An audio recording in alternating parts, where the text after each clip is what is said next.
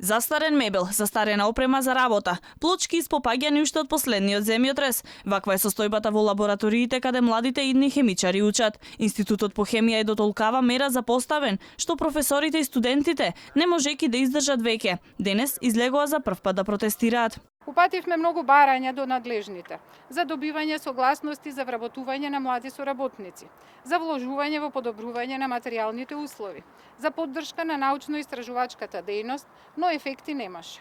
Ова континуирано влошување на условите за работа и студирање, без надеж за подобрување, веќе дојде до степен кога е доведено во прашање нормалното реализирање на високообразовната и научно-истражувачката дејност.